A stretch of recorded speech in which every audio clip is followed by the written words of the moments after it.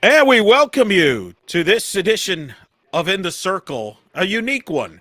Eric Lopez here alongside Victor Anderson. It is, as we record this, as we're live, depending when you're watching this, well, it's late night. That's what I'll say. It's late. It's very late. Coming up, we'll break down as many regionals as we can. We know some super regional matchups. We'll break down some of the storylines from the weekend in Division One. Plus, the World Series is set in Division Two, and Vic's not happy about it. What? No, not happy at all. All right. Well, we'll explain that down later on. Victor, tell us where they can find us. Well, you know you can follow us. Follow us on Twitter and then Circle SV. Follow me at Capper Red. Follow Eric at Eric Lopez Elo. Subscribe and download to our podcast on your favorite platform. For those of you who won't be able to join us tonight or want to catch us in audio version, this will be available on the regular podcast when it comes out on tomorrow morning. So govern yourselves accordingly. All right. Well, let's get into some of the storylines. So, interesting matchups, obviously, throughout the regional stories. Oklahoma, we'll start there. We're going to go in kind of, I don't want to say chronological order, but we're going to go into some of the seeds here at regionals, break down the results and what we learned about it. And to me, the Norman regional is a regional that stood out for a few reasons. First of all, Wichita State came to play. There were a lot of runs scored. The Sunday regional final ended up being Oklahoma 24, Wichita State 7. That's not a football game. It's a softball game. But Wichita State pushed Oklahoma. They led that game 4-0. The Saturday winners bracket game, they led some of the game, lost a 2-run game 7-5. Oklahoma won, but a couple things that jumped out at me from that regional. I think there's still questions about Oklahoma's pitching. And number two, Wichita State got screwed. They absolutely got screwed. They should never have been placed in Norman.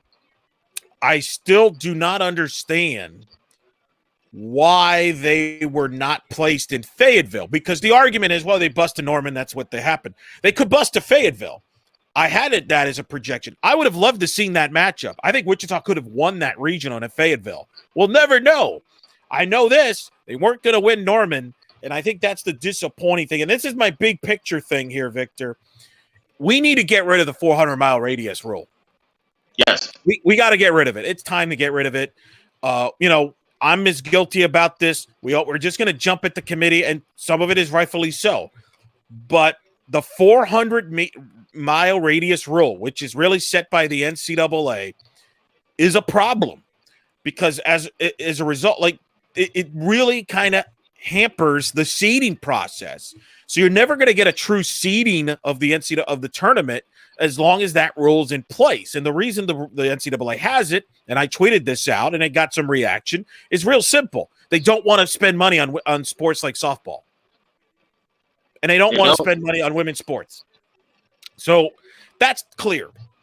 I think that's clear. This other shenanigans about, well, it's not a revenue maker and it's not this. And I don't know.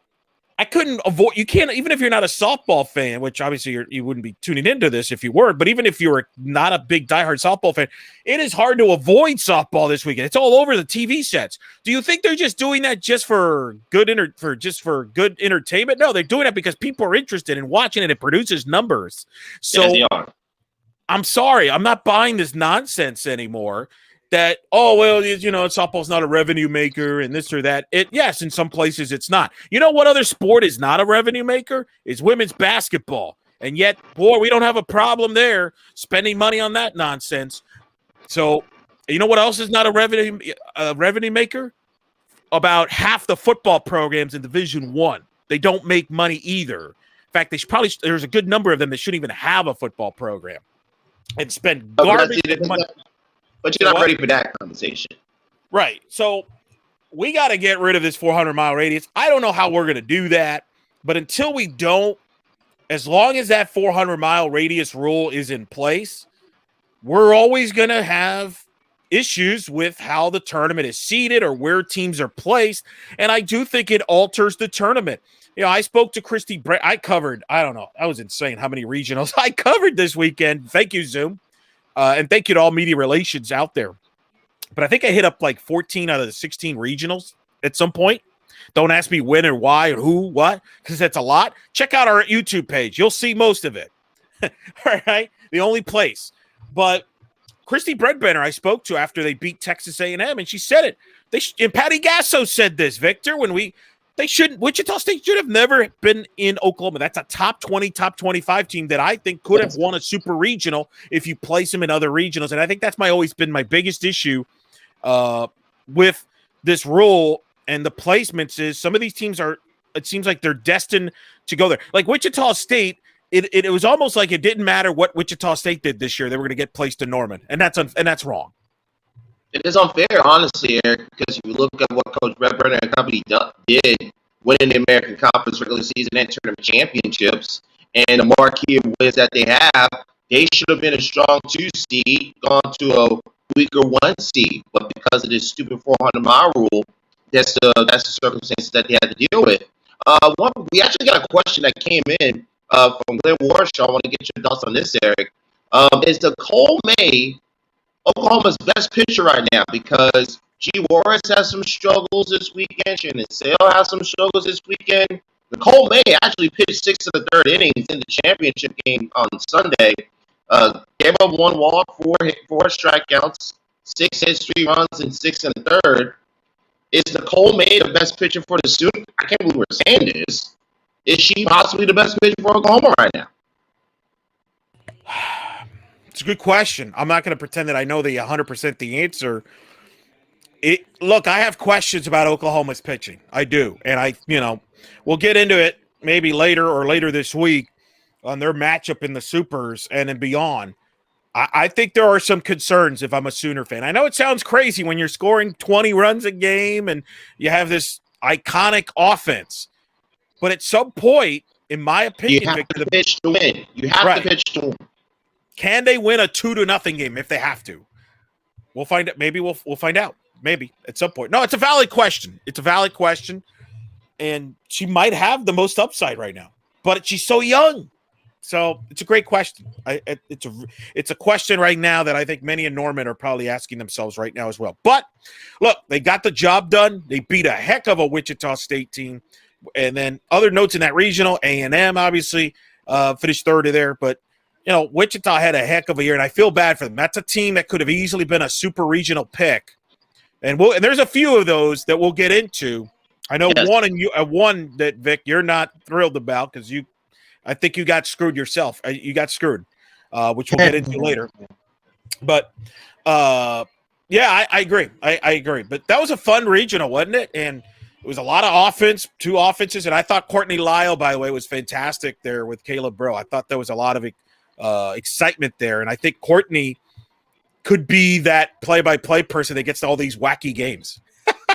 You know what I mean? Like an exciting game. It goes crazy. Like kind of the Gus Johnson it used to be back in the tournament. That could be Courtney.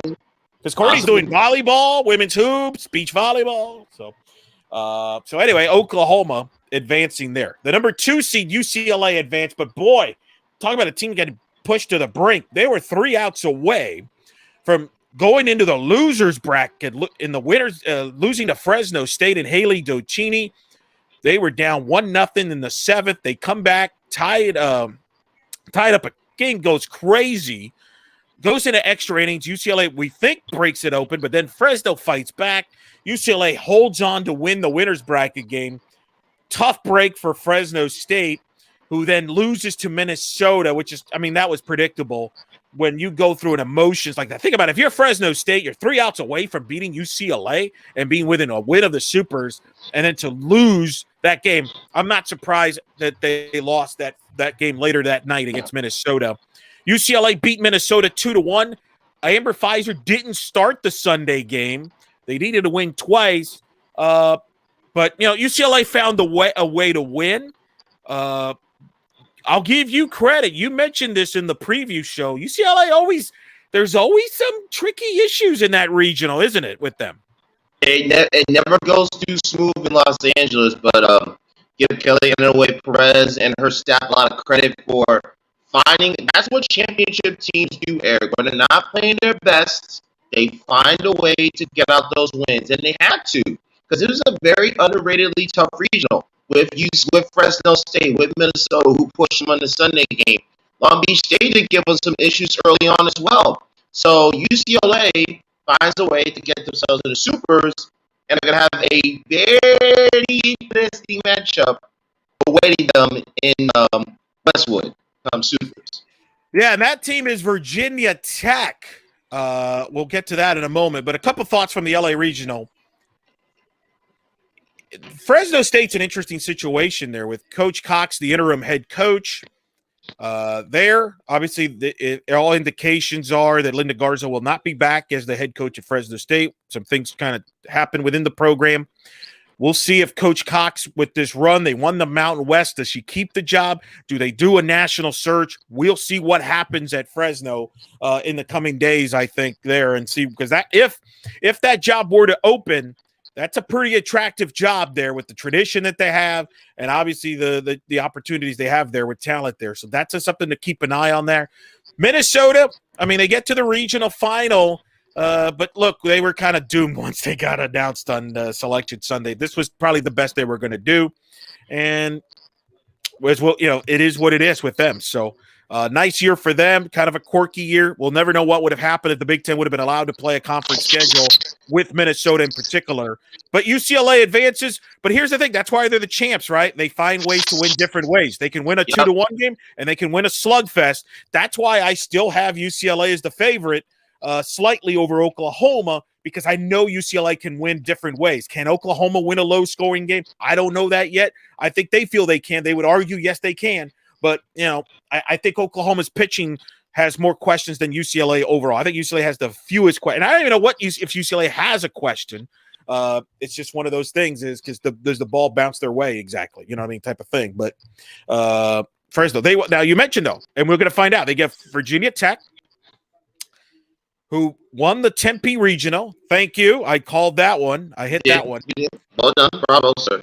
Pete Demore, a heck of a job turning around that program. Keely Richard, who probably was underrated from a National Player of the Year standpoint, leads them there. Arizona State struggles. Clearly had some pitching issues there. Some pitchers didn't pitch for whatever reasons. They were fortunate to beat Southern Illinois in the opening game. Let's be quite frank about it. If you watched it, the umpires basically helped Arizona State in that game. Yes. But the big story to me in that region was that Virginia Tech's offense absolutely crushed it. Arizona State, beat BYU. Heck of a run for BYU. Props to you on this one, Victor. I was more skeptical on BYU. I thought they should have been the 4. You liked BYU for a while ever since they beat Baylor during the regular season. You kept your eye on them. They made a heck of a run. What a great game, not eliminating Arizona State to get to the regional final. But Virginia Tech's offense really showed me something there. And if they can hit that way, going to LA with Keely Richard, that could be a more interesting super regional than maybe some people think. And I think a lot of people, when you look at that Virginia Tech regional win in Arizona and Tempe, Arizona State versus Tempe, Eric, the biggest thing is that they were able to get leads early. That let Keely Richard take the pressure off herself. She could pitch comfortably, pitch loose, and not have to worry about pitching with so much pressure on her arm. When we had the offense hitting like that, talk about the struggles we mentioned with UCLA, it would not be surprising if that goes to full 3 games. Ooh, yeah, I could, right? Like it feels like one of those games is going to go extra innings, right? It feels like it's going to go extra innings at some point. But look, a heck of a job by Gordon Aiken, the head coach at BYU, and their great Autumn Moffitt-Korth, the great pitcher. I was impressed with BYU. They make a regional final. Heck of a run for them. Arizona State, it's a disappointment. There's no other way of looking at it. It's disappointing if you're Arizona State. They lost 2 out of 3 against Oregon State. Clearly had some pitching issues, but you get a chance to host and you can't even get to the regional final. That's a tough pill to swallow for Coach Ford and company there, and especially with all the chatter from the Pac-12 people talking about how they didn't feel they got a just fair shake from the committee, and here they are, one of their teams that is hosting, not even getting to the regional final. Victor. Yeah, I think it's gonna be a tough. It's gonna be a tough one for those Pac-12 fans and who were very vocal when we were live last Sunday during the selection show. Thank you so much for listening and watching us on that night, by the way. Tremendous numbers all around. A lot of people in the Pac-12 felt, oh, the Pac-12 got disrespected. Now, look, the results. I don't want people to go crazy about the results and say that it justifies or didn't justify what the committee did. It is what it is, but you have to prove it on the field. Arizona State couldn't do that, and all credit to Virginia Tech and BYU for playing the way they did in Tempe and eliminating the Sun Devils at home at Club Barrington. Not a really good regional weekend for the Pac-12, which we'll get into later on this week in particular. I got to tell you something. I think some of the Pac-12 people may not want to hear this. Some of them owe an apology to the committee. I don't think outside. I'm going to tell you something. I don't believe that the Pac-12 got it. In fact, I don't even think they were the conference that got hosed the worst at all. At all. I think there's two conferences that have a way bigger beef than the Pac-12. They gonna know what those two conferences are, sir. And one of them will move to what played in Tuscaloosa, where Alabama, the number 3 seed, advancing. They beat Clemson in the regional final. Montana Fouts in Alabama was tremendous there. Clemson gets to the regional final. Heck of a job by John Rittman and company. Very classy for Alabama fans. They gave Valerie Cagle a standing ovation in that regional. But here's the story with that. Clemson got a raw deal here, and you got a raw deal, Victor. You said way back in our preseason show that Clemson could make the super regionals. Yes. And you know what? If they would have gotten a better draw, I think you would have been right.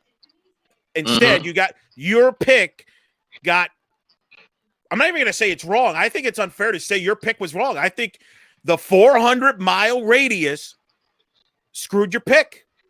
It did. Just like Wichita State, they got placed in the absolute wrong bracket.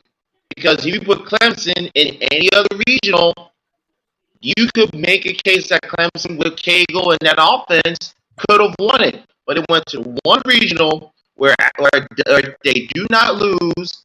Alabama is still the only team to make every super regional since its inception in 2005. And I remember, Eric, if you remember in our preseason show, I picked Alabama to win it all. It's the beauty of us going live, ladies and gentlemen, because you get reactions like you're seeing with Eric Lopez. But I'll get to that in a moment. I said Alabama would win the national championship this year. With what I saw from Oklahoma's pitching, with what I saw from UCLA's offense, I feel even stronger about that prediction than I did earlier, because Montana Fouts is pitching at another level that's even possible, and the offense of Alabama is getting contributions from everybody. Taylor Clark had a 3-run home run in the first inning that proved to be the big blow in the regional final over Clemson. And if you get that performance again, there's no reason why Alabama can't be holding up the trophy at the end of the season. Yeah. Yeah, as we're live as we're recording this show, depending when you're listening to this. Yes, I just saw the ending of the Texas-Oregon game. Wow. We'll get to that later on. There's a lot of late-night games. It's been fun. This could be one of the most memorable West Coast super regionals weekends I can recall. Caffeine in hand for me, ladies and gentlemen. But back to Clemson. Look, obviously they got knocked for the non-conference schedule. And they're not overall schedule strength. I get all that. But I just, again, when your number 4 rated conference regular season champion does not host and the tournament champion doesn't host, I think that's a little flawed. And I don't know. I still think you got to look at some other things there. Look, Alabama, yeah, that was going to be a tough draw for Clemson at that point. They got to the regional final. They beat Troy. And, but if you're Clemson, you're just, what it could have been. And, again, I will always wonder, had Clemson beaten Duke in that ACC title game, is Clemson hosting?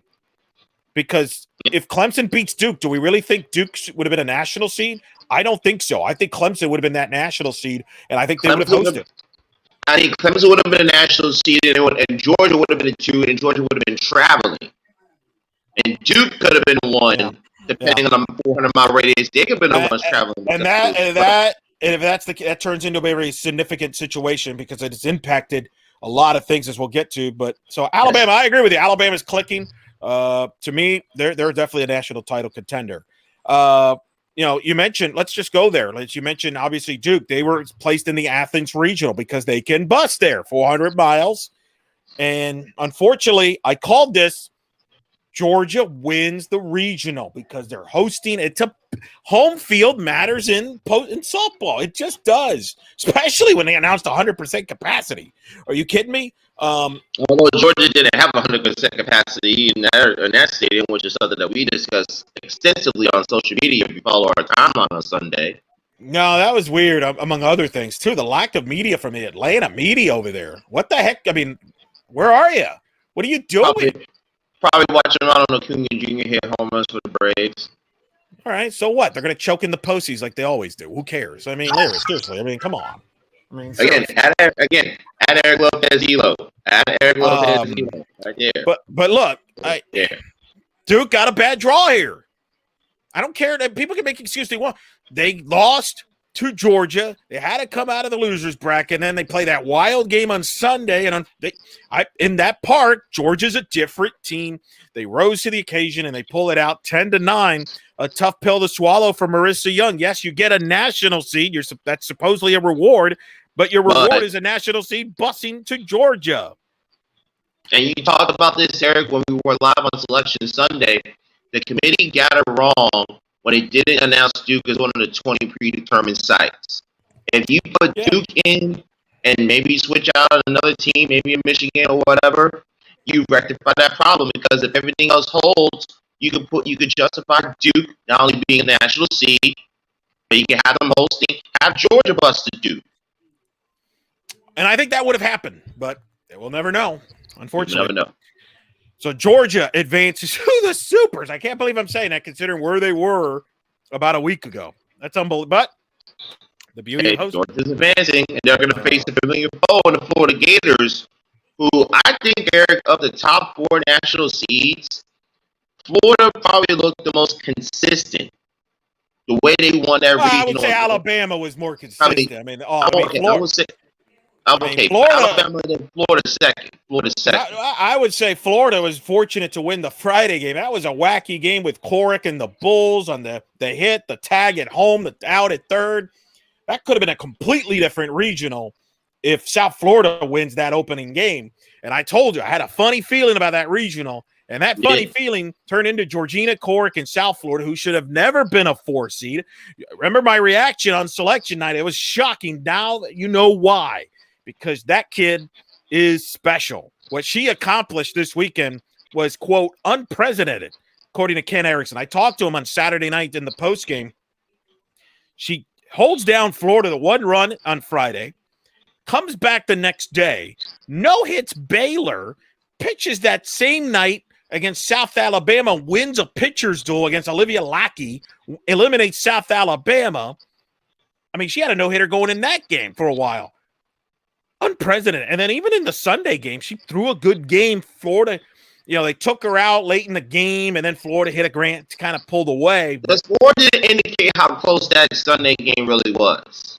Right. But, of course, Elizabeth Hightower decides, I want to throw a no-hitter. So she does. And they beat South Florida in the Gainesville Regional. And, look, Florida pitched very well. They did not give up a run in this regional. And they found timely hitting. And they'll play Georgia. They played during the season, and we'll see how they shape up in Gainesville. They have played in the Supers before, and we all remember how that ended. It was a little dramatic 5 years ago when Georgia upset Florida, when Florida was going for the three-peat for the national title. So I don't know what to expect in these. I mean, these are SEC matchups. I still like Florida. It is in Gainesville. But, I think their offense, Charlotte Eccles and company, they're going to be key there. But, man, that was a tricky region. And South Florida is a 4 seed getting to a regional final. How about that? Yeah. How about the American, by the way? All 3 teams get to a regional final, whereas the Sun Belt, who had 4 teams in the field, only get 1 team into the into the round of 32, I should say. Yeah, but that was Louisiana who won the regular season and tournament championship. And right. It's very fascinating with the American, Eric, how they've really grown into a top 5, top 6 conference. Where you look at the RPI, look at the strength of the teams, Wichita State, USF, UCF, Houston had a down year, but you know they're going to be competitive. Tulsa, who's always in the mix for a run in the postseason. The American has really come into its own in the last few years as a conference. You can say the same for the Sunbelt as well. Obviously, postseason results notwithstanding, the American got the Duke in that one for 2021. But the American and the Sunbelt are going to be two conferences with the coaching, with the talent, with the depth, are going to be conferences that you're going to have to reckon with for the next few years. Yeah. Ken Erickson went off in the postgame, which I agree with him. Again, UCF, USF, and Florida State. You got four top pro. USF should not have been a 4 seed. I'm sorry. I said that when it came out, and look what happened. They got to the regional final. Again, 400-mile radius. Ken Erickson brought it up. Imagine if South Florida is in a different regional. And, because think about it. Florida had seen Georgina Corrick prior to the regional. They've seen her a bunch of times, and they still struggled to hit her. Imagine a team outside the regional that hadn't seen her. What could have been? Yeah. All right. All right. That's the story there on some of the top regionals there. We'll get back to some more regionals from Division I here in a moment. But, Victor, while I get a drink of water and caffeine, why don't you give us an update? Because Division I is not the only big story this weekend that took place. We got a World Series set in Division II. Yes, as a matter of fact, Eric, yes, there is Division II. And Division II, and we're going to break this down more in depth on our Thursday episode. So that's why you want to subscribe to our podcast, because I'm going to really break it down on Thursday's episode. They played the regional finals this weekend. They started on Wednesday for whatever reason with Division II.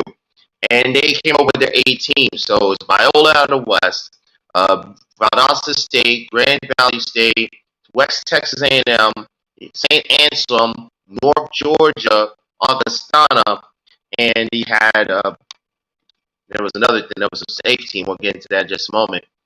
But what was so fascinating, and D2softball.com tweeted this out, 6 of the 8 teams went to the 6 of the 8 regions went to an if necessary game. So it really tells you about the depth of those regions, and 4 of those 6 regional winners had to go out of the losers bracket to advance to the championship. So it was very, very deep and talented tournament. The seeding for the D2 Women's College Football Series, which is going to take place on Thursday, how do you have a matchup of top 10 teams in your opening round? Hello, I'm looking at you, Augustana and Valdosta State. And then you have North Georgia, Biola, St. Anselm, Westchester, and Grand Valley State, West Texas A&M. I have a few issues with those matchups, and I'll tell you how I would have seeded it, give you my thoughts on who will win it all in Division II, and we may talk to a coach who's involved in Denver coming up on our Thursday episode, as Ms. Lopez joins me back on our special on our YouTube page. And, of course, for those of you who are listening right now, we recorded this on Sunday night. So, Ms. Lopez, Division II, very fascinating, my friend. And, yes, I'll be talking about it more in depth on our next episode. It's kind of interesting. We'll see. I'm curious what your thoughts are in the field and how we're going to remember this Division II season 2021. It's kind of very different. But back to Division I. We talked about Florida. We talked Alabama. Oklahoma State, the 5 seed, they advanced, beat Mississippi State. They just crushed Mississippi State pitching. No surprises there. Campbell, Sharonda McDonald gets a win that surprised me, honestly. They beat Boston. That was kind of an upset. Kind of surprised. Boston goes 0-2 there. But Sharonda McDonald gets a win with Campbell. Mississippi State gets the regional 5. But Oklahoma State, clearly the superior team there. And they're rolling into the Supers there with Kenny Gajewski with a great atmosphere there in Stillwater. Yeah, but by the way, congratulations to Sidney Pennington. Broke the school record for home runs in the regional championship on Sunday. Now holds the school record for 36 home runs. And Oklahoma State, I feel Oklahoma State, a lot of people are kind of sleeping on the Cowgirls. Got Carly Eberly, who was the top 10 finalist for National Player of the Year. If Oklahoma State can get that offense going and Eberly can be consistent in the circle, I feel Oklahoma State will have a chance against whoever they deal with. 6th seed Arkansas advancing to the Super Regionals. They beat Stanford in the regional final. Credit to Courtney Deifel and company. Couple notes from this regional. Mary Half is tremendous. But South Dakota State made a name for themselves. They beat Stanford in that opening round game. I told you I thought they could do that, but the problem then becomes you play Arkansas, you lose that game. Now you got to come back, play Stanford. They play an extra inning game, lose a heartbreaker, I think 10 innings to Stanford. But Crystal Wood and South Dakota State, they made a name for themselves. They represented themselves very well. And then for Jessica Allister, I spoke to Jessica Allister on Thursday. What a story for them. They didn't start practice till first week of February. Think about that. I think they overachieved considering all the circumstances there. But Arkansas is the superior team there. And, boy, looking forward now to this Super Regional. We talked about it last week with Megan Turk about it, the possibility. We looked ahead, and it's going to happen. It's Arkansas going to host Arizona in the Super Regionals. Arizona wins their regional. But, boy, there were some fireworks there. They had to win a couple of shootouts against Ole Miss. I believe both games were like 12-6. The Sunday night game was crazy. Ole Miss jumped out to a 6-0 lead. And I remember I'm thinking, well, it's going to be a late night. They're going to force a game 7. Then you tell me, hey, Arizona's just took in the lead. I'm like, what? And they not only take the lead, they bat it around. Then you have some controversy in the 5th inning where the umpire calls a strike 3 on Autumn Gillespie, was not happy with that call. She looked at the umpire. She pointed the bat at the umpire. Quite frankly, I was surprised she didn't get tossed from that game.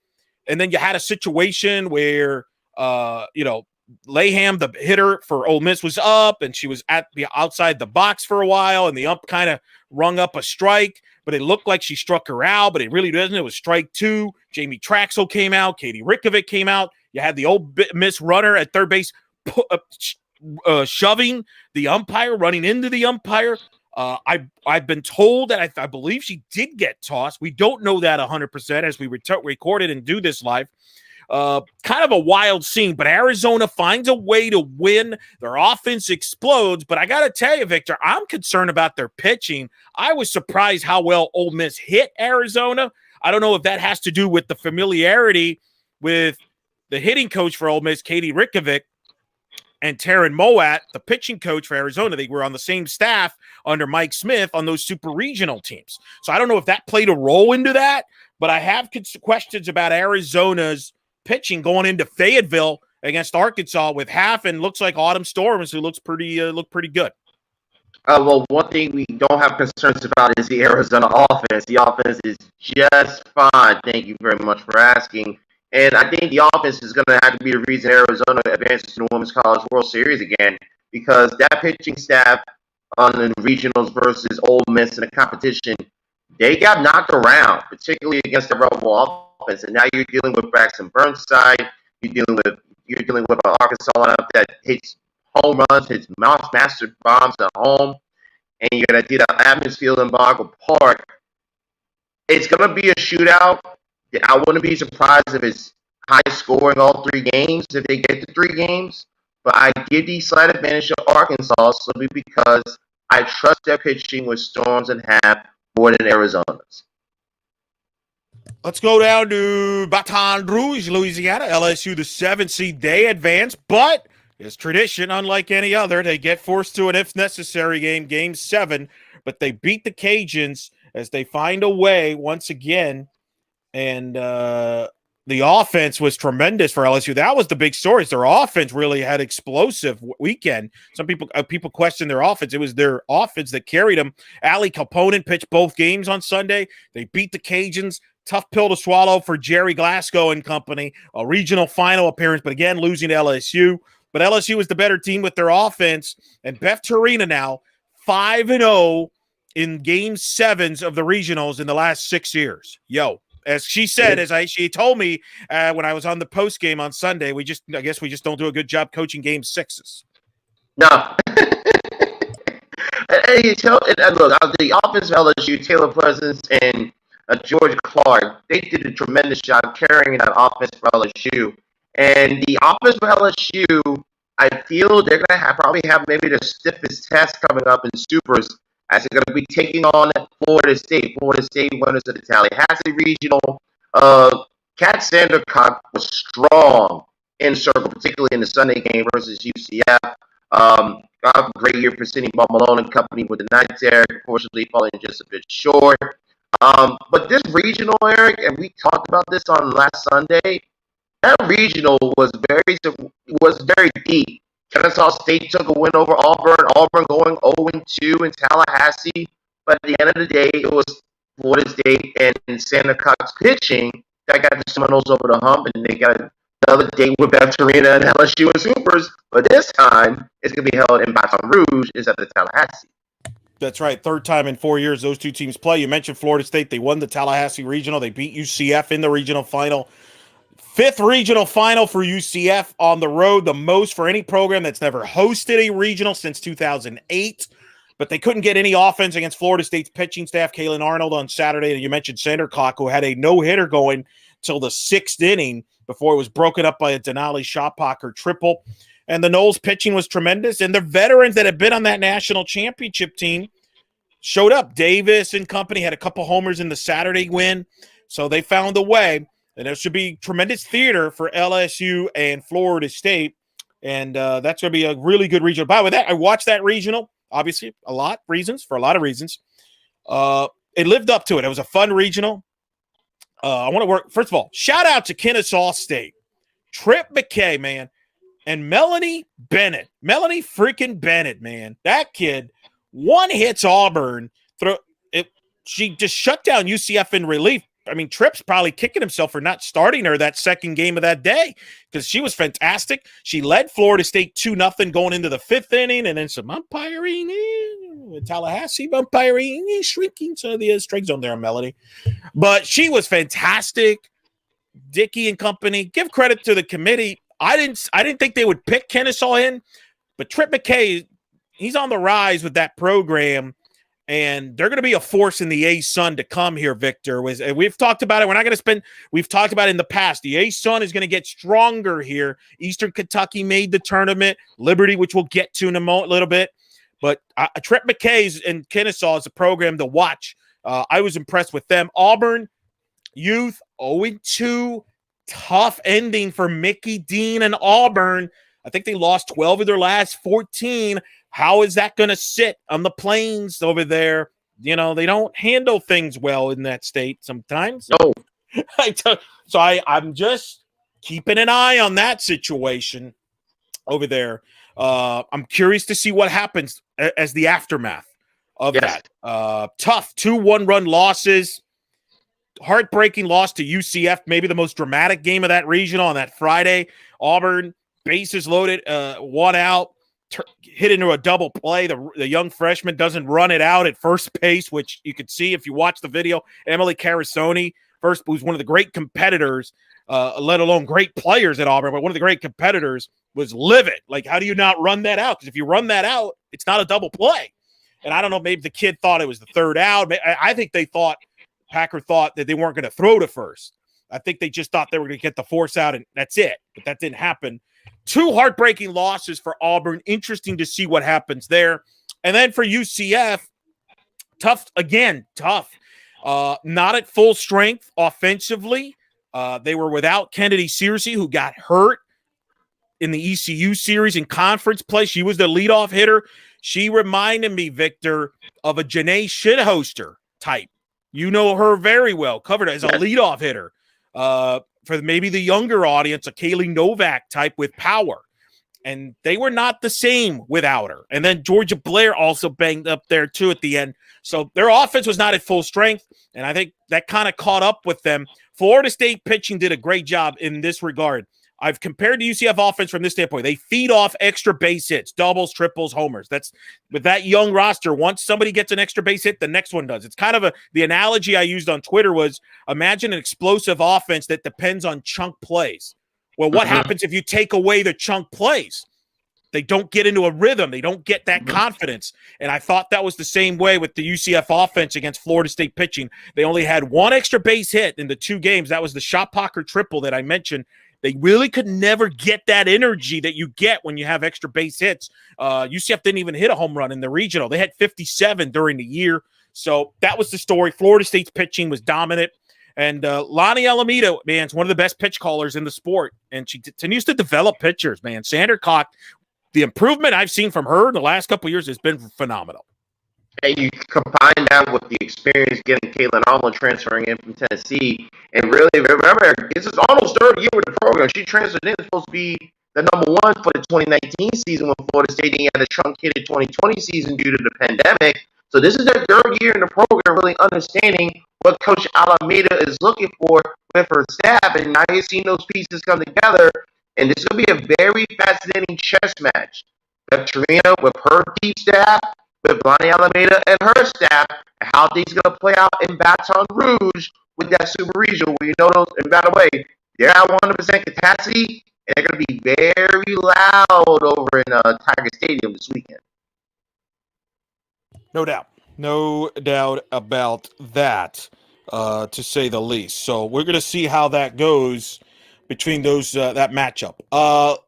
Let's go to Knoxville, because that was one of the other quote-unquote upsets, at least if you believe the mainstream media. James Madison wins it over Liberty. Tennessee gets knocked out. Doesn't even get to the regional final. You called it. Thank you. And look, a lot of people called this from the standpoint this was one of the toughest regionals, and it showed. Odyssey Alexander, wow. JMU, Jalen Ford, Megan Good, Odyssey Alexander. That's kind of the track there. Lauren Laporte, another super regional. Talk about a heck of a job they did there. Beat a very good Liberty team. Very entertaining games with those two programs. Another tough, gut-wrenching regional loss for Dot Richardson and company, Victor. Remember a couple years ago, they were a win away from that regional South Carolina, but South Carolina doubled them up on that Sunday. They needed 2 wins this weekend on Sunday, had the lead, coughed it up. I'm sure Liberty's going to think back to the Friday game when they lost to JMU in extra innings, 10 innings. And then Kate Gorton with the 3-run homer off Rogers in the winner's bracket game. That was huge. And Tennessee, they leaned on Rogers for the whole thing, and it just caught up with them. Rogers wasn't as sharp against Liberty in that elimination game. Tough pill to swallow for Tennessee, but JMU wins it. And Lauren Laporte, man, that's going to be their second super regional appearance for them.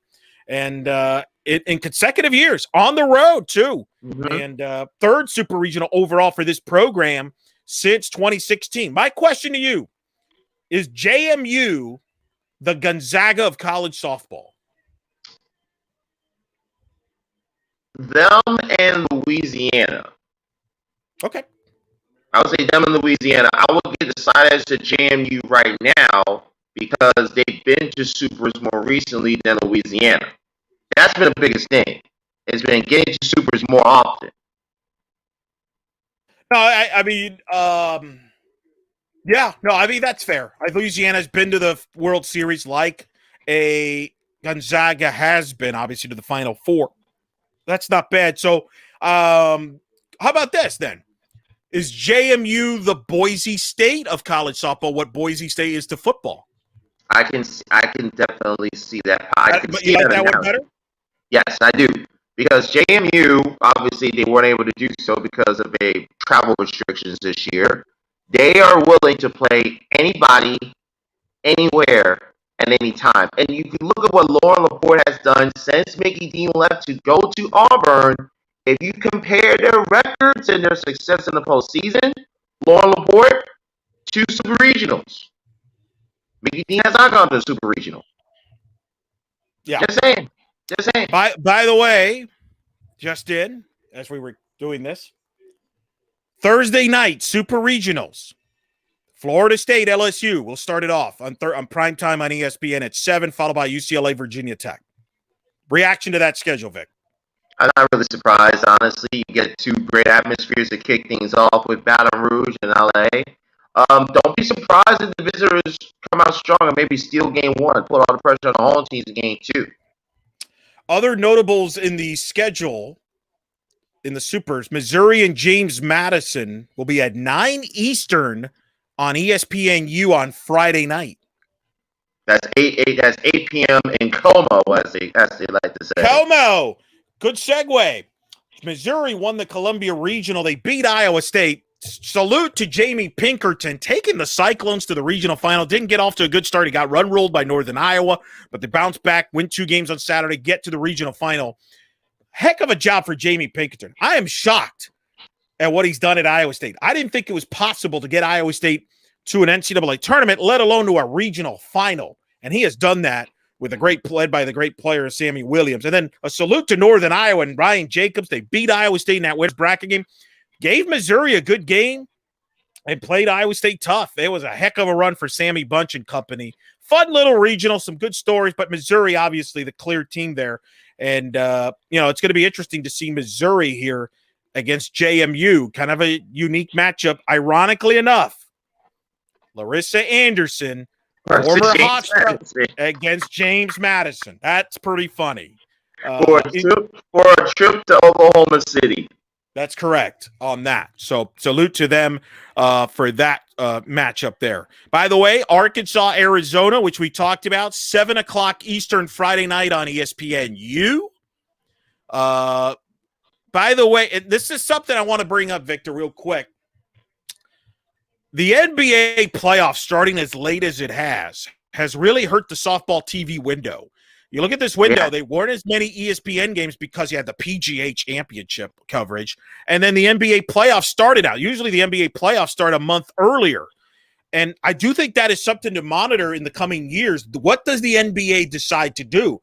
Does the NBA go back to a normal schedule with a normal playoff start time around April? Or does the NBA consider starting the playoffs later? That does impact softball. The other thing to keep in mind, ESPN also has the rights to the Stanley Cup, the NHL here starting next season. I bring all this up because that does affect the windows that softball may have for postseason. They didn't have as many ESPN windows as they normally would because the NBA had some windows, so did the PGA, and I think the NHL will grab some maybe down the road. But we got to find out. If you're a softball fan, you got to hope that the NBA actually goes back to the originals, the normal schedule, if you will, because by the time that the NBA gets to May in a normal, back in before, 2 years ago, let's say. Pre-pandemic. There wouldn't be as many NBA windows because ESPN and TNT would be splitting up the divisional playoffs, the second round. It's usually around second round we would be at right now in the NBA.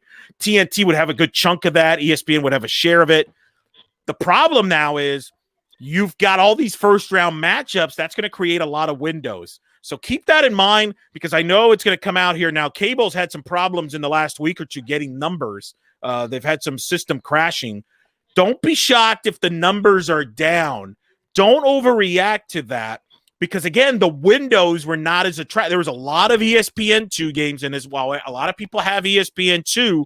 It's not ESPN. ESPN still has about 20 million more homes than ESPN2, vice versa. So there's a rippling effect on that, and I think it is a story to monitor, Victor, in the offseason as we find out what the NBA decides to do from a date standpoint next year and the NHL – because they have a new TV partner with ESPN and Turner. How do those two playoffs schedules look? Well, I think will impact the softball windows for postseason. Doesn't mean that you won't have softball on TV. Obviously, we saw it this weekend. It won't be in a big of a window as we've had in years past. And that affects numbers. So that's something to monitor. By the way, other TV super regional states here that I'm getting through NCAA.com. If you listen to this and some of these turned out to be changed, then blame the NCAA because I'm getting this out of their website. Exactly. Oklahoma, this surprises me. Friday, they're super regional, 3 Eastern on Friday. A little surprising, but it is on the Deuce. Florida, Georgia, 5 o'clock on ESPNU. Wow. That's a Friday regional there. Oklahoma State will play at 5 o'clock on the Deuce. Kentucky and Alabama, 1 o'clock Friday, lunchtime on the Deuce. Early game on the Roadhouse there.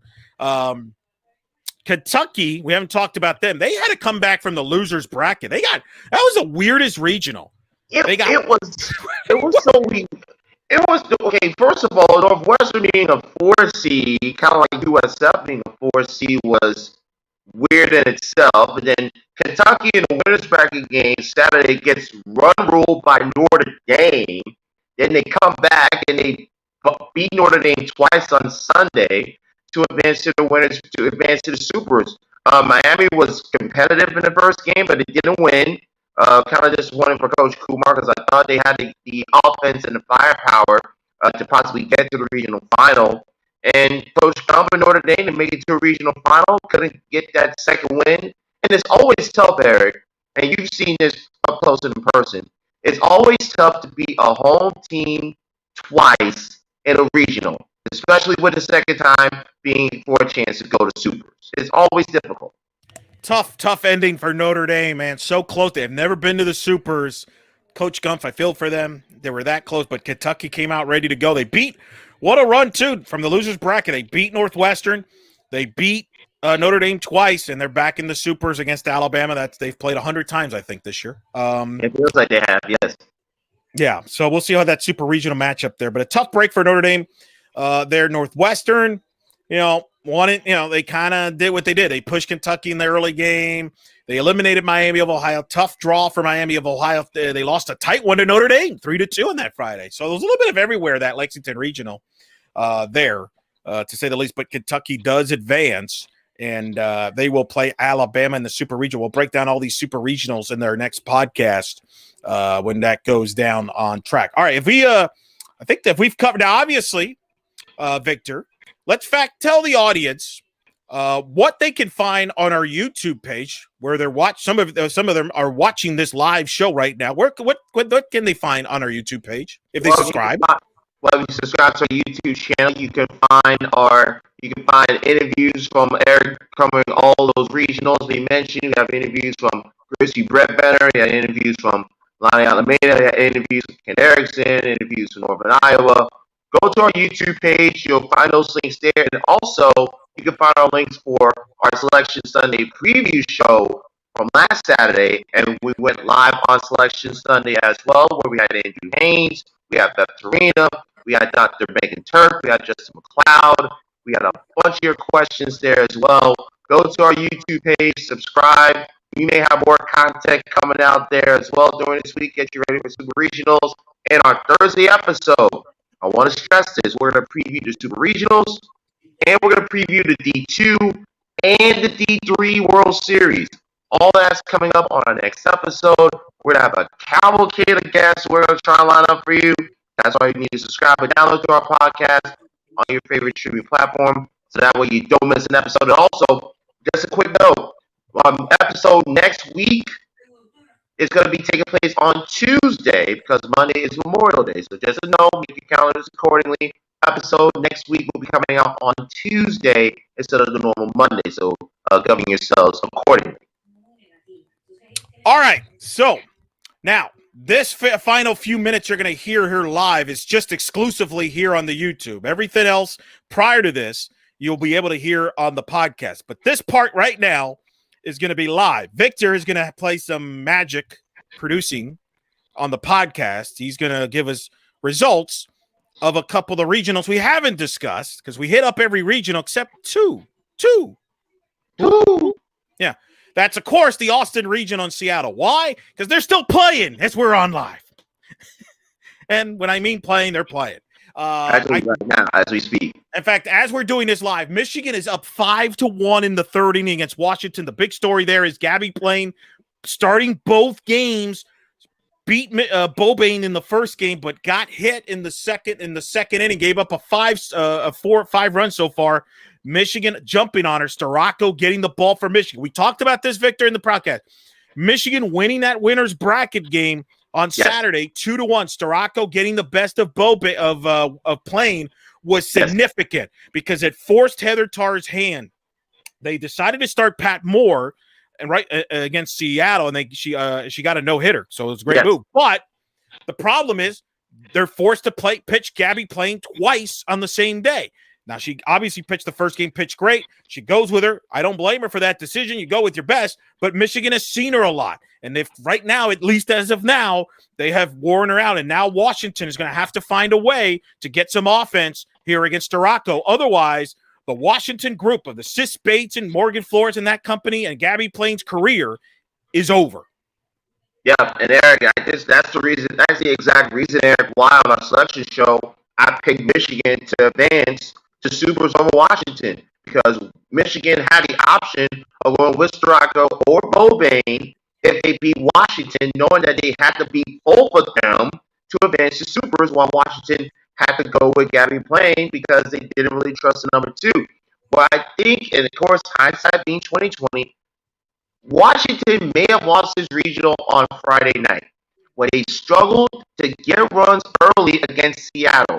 They had to beat Seattle 3-0, and they weren't able to get them done. But by the way, Gabby Plain does have one more year left. Thank you, Michelle Collin, for correcting us with that. So you will see Gabby Plain in 2022. One thing I do want to stress, though, if Washington had taken care of business against Seattle like they should have, they would have needed to pitch Gabby Plain all 7 innings. They could have given her 3 or 4 innings, let her sit, put in a Pat Moore, let her pitch the rest of that game, and then you have Plain a lot fresher for the winners bracket matchup versus Michigan. And look, Gabby Plain pitched well when they beat Michigan in the first game. But obviously, the multiple looks that Michigan has gotten off of her, it's really impacted what Michigan was able to do offensively. And Gabby Plain has been tacked around. And I'll tell you what else, Eric. Give Michigan, in game 1, Michigan got holed by an obstruction call, which is the absolutely dumbest rule. Well, let me just say this. Let me defend the umpire on this. By rule, it was the right call. But the rule is terrible. The rule is terrible. And the problem is the intent of the rule is not what it's supposed to be. But the problem is, by rule, technically that's kind of correct, but it's kind of like the tuck rule. By rule, they got it right, but it's a terrible rule and it needs to go away. It's the letter of the rule that you were talking about, not the actual spirit of the rule. Right, exactly. Yes. And I think Jen Schroeder, Jen Mendoza did a perfect job of illustrating this during 7-inning side. By the way, a shout out to Chris Butter, who was working her tail off this weekend, did 7 innings live, and also did a All ACC this past weekend on the ACC network.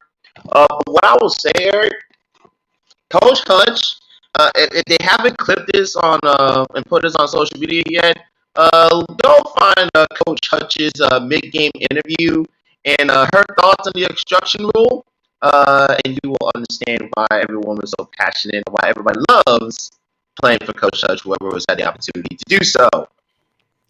Well, we're going to see. They're in the bottom of the third right now. It's 5-1 Michigan. Michigan with the lead. If Michigan, the winner of this will play Oklahoma in the Supers. Washington's offense, which has scuffled, and you could argue it's one of the reasons why they dropped to the 16 seed. Can they find some offense against Storako and company? The 2-on-1, will it pay off for Michigan? We will see on that. If Washington loses, that means that the Pac-12 would have lost Arizona State and Washington as national seeds in the regionals. Pretty amazing. So we'll see. We'll see on that. There is another region, of course, the marquee one finally got underway due to rain, was the Austin Regional, the Mike White Regional. For a while, we didn't wonder if we would even get Oregon, Texas, because Oregon lost to Texas State on Friday night. The combination of Jessica Mullins and Megan King shut out Oregon, but Texas then beat Texas State in the winner's bracket game 6-0, and then Oregon shut them out 2-0 in that elimination game to get to the regional final. And it was a tremendous performance there by Brooke Yanez.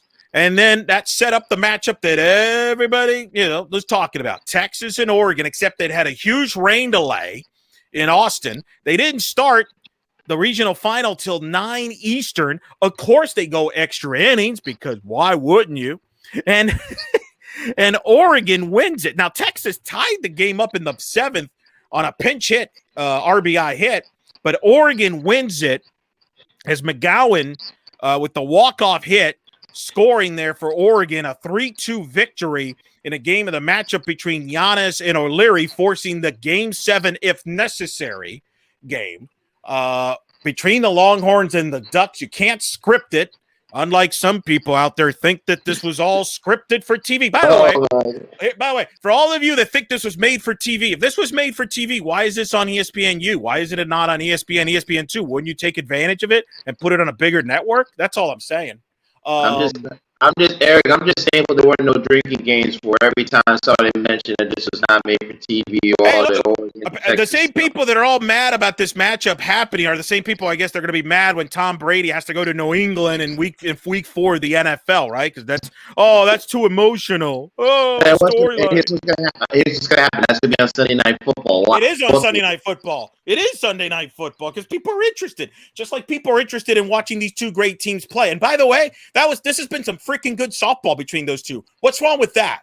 Is there anything wrong with that? Is it okay if we can watch two good softball teams play? Anyway. Without drama? And by the way, it's fine. Everybody's going to – I have a bold prediction here. I have a spoiler, not a prediction. Regardless of what happens with Texas and Oregon, the sun will come out the next day. That's my spoiler. The sun will come out? I'm not going to sing. Sorry. I wouldn't do that. No, because you got a long night. They are underway now in the bottom of the first. You heard me. Bottom of the first in Austin in the winner take all. Jacobson gets the start for Texas, while for Oregon, they will not. They go with Samara Diaz. Diaz will get the ball there. No, we're not going to stay on live for the entire game because who knows when that's going to finish. Victor, you get the draw. You get the short straw. You will figure this out as far as the podcast version, correct? You're going to either you're going to give us a spoiler result or I don't know what to say. Find out. Tune into the podcast, folks, just to find out what is Victor Anderson going to do on the podcast. Will he recap the Austin Regional and the Seattle Regional with the estimates ending at 2:33 in the morning, or is he not? Find out. Tune in, download, subscribe. It'll be fun. It'll be good. Drama, suspense, hey, and, a lot of Oregon fans upset and feeling bad for Victor to go through this emotional stress, right, Vic? This is very emotional for you. Hey, I'll be fine. All right. We're going to call it now. We will be back live. What? Actually, Eric, we do have a question, though. Going back to that Michigan and Washington game from Michelle Carlin. It's an interesting question. I kind of brought this up. Do you think Michigan's two strong pitchers, of course, talking about Storako and Bobank, give them a better chance against Oklahoma than Washington will with just Gabby playing? It's a great question. Boy, we got some great questions here. I hear what you're saying, right? You got two arms against Oklahoma in a best of three.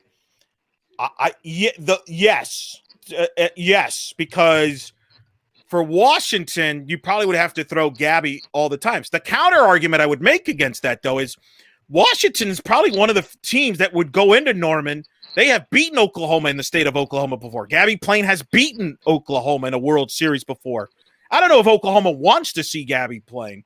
I don't know if Michigan's can. I think the better question, can Michigan's offense do something against Oklahoma?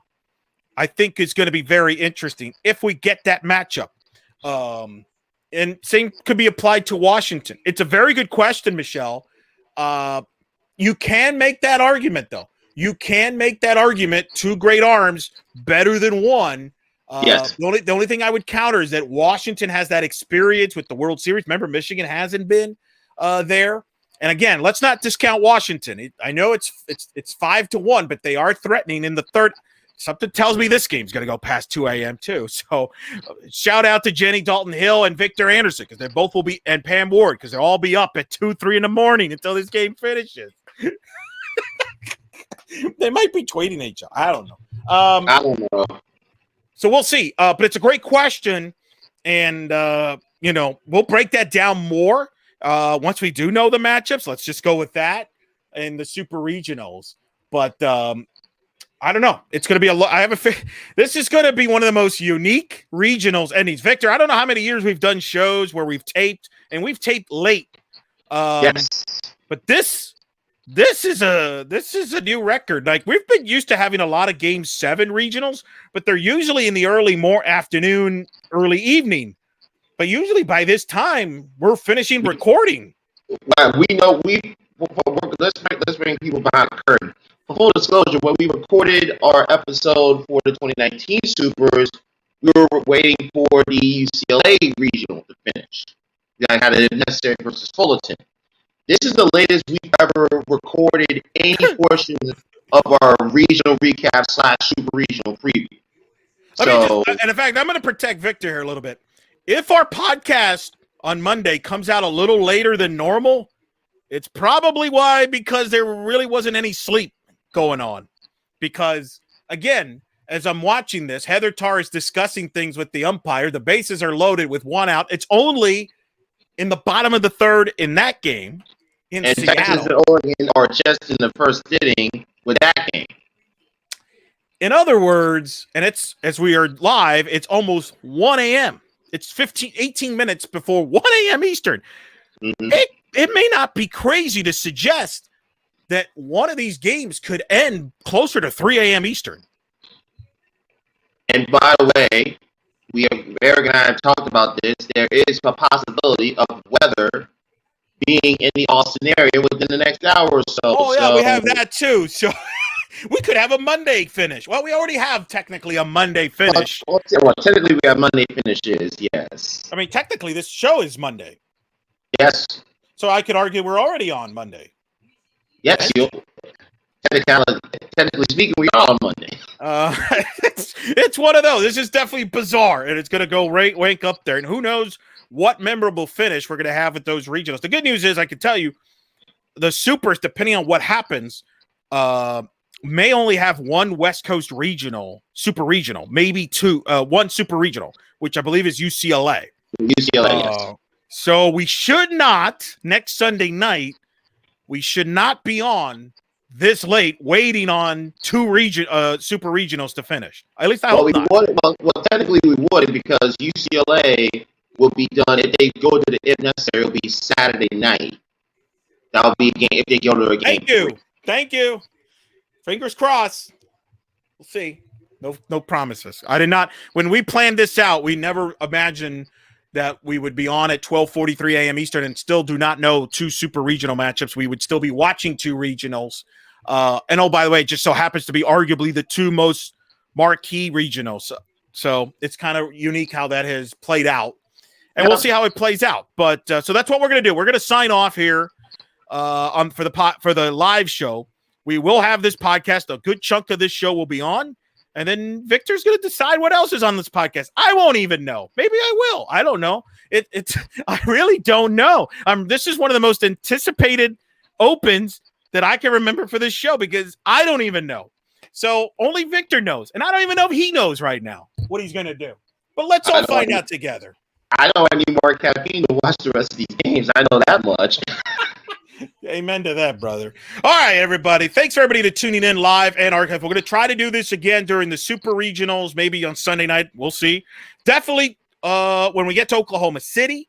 We're going to get a great show coming up later this week, previewing the Super Regionals. We're going to preview the World Series in D2, as Victor mentioned earlier. Lots of storylines. We'll hope to have a guest that we're working on as well.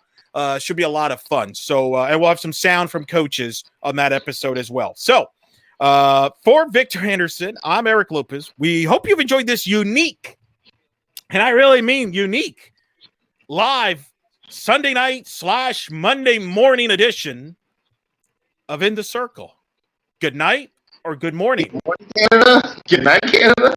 Good night, California. Good morning, Canada. Enjoy the softball.